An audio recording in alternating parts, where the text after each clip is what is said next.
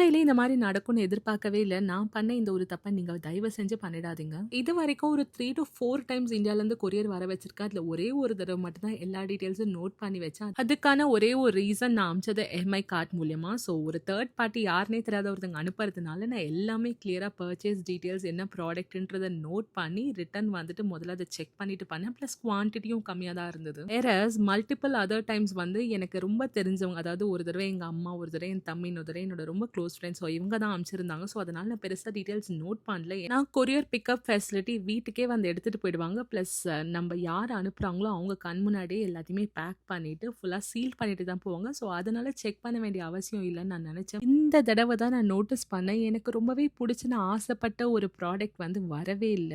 நான் ஃபர்ஸ்ட் வந்து சரி அது குட்டியா இருக்கனால எதுக்குள்ளயாவது மிஸ் ஆயிருக்கும்னு சொல்லிட்டு கொரியர் வந்து எந்த கவரையுமே தூக்கி போடாம தனியா எடுத்து வச்சிருந்து 3, 4 டைம்ஸ் ஃபுல்லா கிளியரா செக் பண்ணியாச்சு. But still the product was missing. இருந்தாலும் ரேண்டமா ஒரு 2, 3 ஐட்டம் செக் பண்ணும்போது தான் கண்டுபிடிச்சேன். இன்னும் 2 ஐட்டம் வந்து எனக்கு ரீச் ஆகவே இல்ல. நான் அம்மாகிட்டயும் வீட்ல செக் பண்ண சொல்லியிருக்கேன். அங்க ஏதாவது மிஸ் ஆயிருக்கான்னு சொல்லிட்டு. ஸோ அவங்களும் செக் பண்ணி சொன்ன பிறகு தான் கிராஸ் வெரிஃபை பண்ணணும். ஸோ எப்போ கொரியர் வாங்குனாலும் நீங்க என்னலாம் ப்ராடக்ட் வாங்கியிருக்கீங்கன்றத முடிஞ்ச அளவுக்கு நோட் பண்ணிக்கோங்க. பிகாஸ் கம்மியான குவான்டிட்டினா அஃப்கோர்ஸ் லைக் மெயின்டெயின் பண்ண முடியும். நெறைய ஆயிடுச்சுன்னா கொஞ்சம் கஷ்டம் தான். ஸோ அந்த மாரி தான் நான் மாட்டிக்கிட்டேன். இன்னும் என்னலாம் மிஸ் ஆயிருக்குன்னு கிளியரா செக் பண்ணணும். பட் என்ன மிஸ் ஆயிருக்கு என்னன்றத நான் அடுத்த ஷார்ட்ஸ்ல சொல்றேன்.